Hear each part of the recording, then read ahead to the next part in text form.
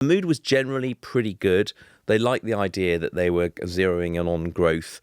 They liked the idea they were trying to tackle regulation to clear out anything that hampers growth. They said not all regulation is bad.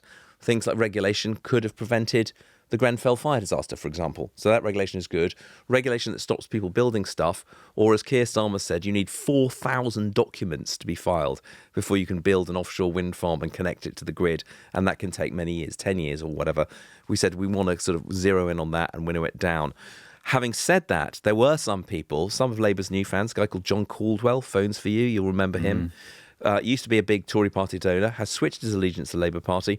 He said, I'm a bit worried about that whole employers' workers' rights bill that's come in, because that, in a sense, makes it more costly to hire and more difficult to fire new workers. So there is some disquiet about that. But generally, these things are carefully choreographed to be feel-good affairs. They're a schmooze fest. You've got some of the biggest people in the world, the boss of Goldman Sachs. We had the boss of Equinor, the Norwegian energy giant, the boss of Aviva, the insurance company. The guest list was pretty impressive. Some no-shows. Elon Musk, not invited, for example.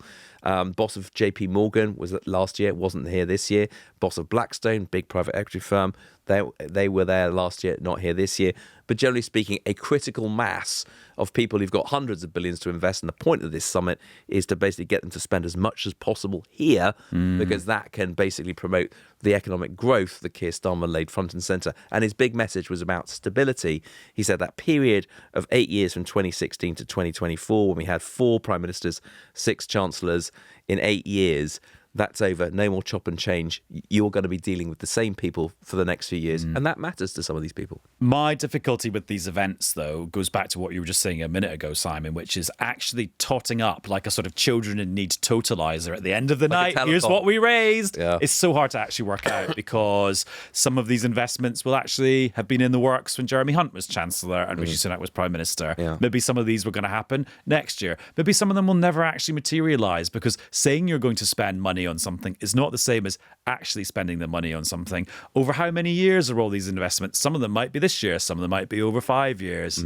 It's just so hard to work. So actually all you're left with is kind of the vibes, and the vibe seems pretty good from the government's point of view. And then also what you're left with is just the actual bits of news or hints that do leak out from this. And there's a few things in that category today. So Simon, for example, this is day 200 of speculation about what Rachel Reeves is going to do to her fiscal rules. The amount she will allow herself to spend and borrow over the next 5 years. Yeah, and when I spoke to her today, she was keen to say, look, the government wants to co-invest with the private sector. It wants to invest its own money, our money, if you like. And she wants to free herself up to be able to do that. And I said, well, that sounds like the biggest hint ever, that you're going to change the debt rules and you're going to allow yourself to basically exclude the amount of money you borrow, which you can call long-term investment in infrastructure, because money borrowed today will produce a return tomorrow, and therefore that's a good thing. And she actually sort of name-checked a bunch of economists who agreed with her, like Andy Haldane, who used to be economist at the Bank of England, Jim O'Neill, former Goldman Sachs, former government minister. All of these people are saying this is a jolly good idea. And the fact she name-checked them, I think, added to the sort of drumbeat, the crescendo that we are expecting, that she's going to choose a different set of rules for how the country measures debt, separating out day-to-day spending from long-term investment. How you actually do that, how you actually sort of tot up what a road or a hospital is worth, it's pretty difficult. And not only that, but this also relies on the government making really good investment decisions with public money. And who knows whether that, let's face it, the track record on that is pretty checkered.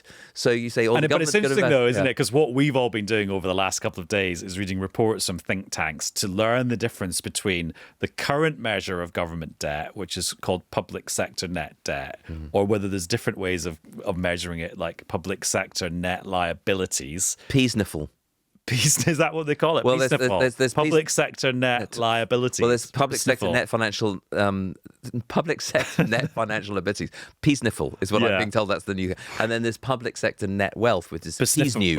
Peasnew. Okay. So these are acronyms we were all well. Do you know what? Let's not dwell too much on them today, because I feel they're going to get trotted out a lot over the next few weeks in the build up to the budget. Let's hope not, frankly. It's just different ways of measuring what the government owns and what the government owes. And there's clearly a trend of the Chancellor and the Prime Minister and others, and they've been doing it for at least a few weeks now, kind of telegraphing the fact that there's going to be some jiggery-pokery going on about the definitions around that stuff. That's looks a racing certainty to happen. The detail is, though, the key in terms of what that might mean in terms of the number that could potentially then be invested.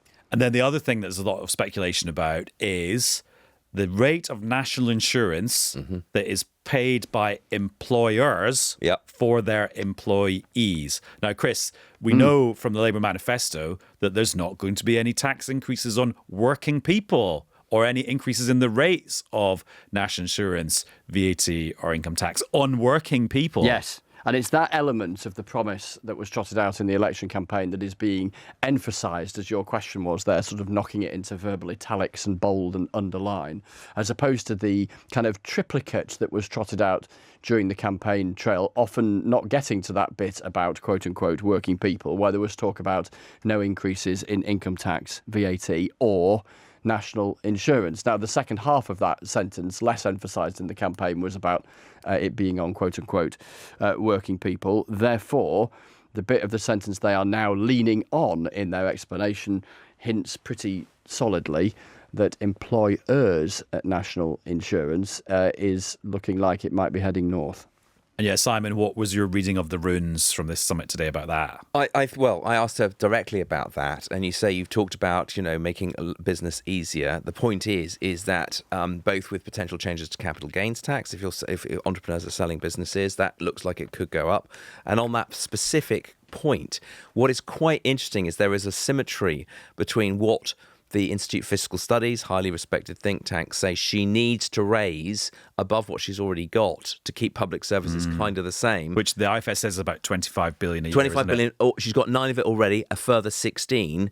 But as if by magic, putting national insurance on employers pension contributions, for example, would raise almost exactly that. So you could basically do that in one fell swoop. But what that means is that's a £16 billion tax on businesses. And if you add that to the redrafting, the once in a generation, as Keir Starmer put it, of beefing up workers' rights, which make it more difficult to, more costly to raise minimum wage, give him unfair dismissal protection from day one, all sorts of other protections, making hybrid working, for example, the default rather than something an employer can demand. All of those things will be seen to be essentially a tax on employers, and some would say a tax on jobs, and some would say if your employer's being taxed, in what way is that not a tax on working people? Because they may have to pay you less in your pocket to offset the extra they're going to have to pay in these new tax rises, potential tax rises. Newscast from the BBC.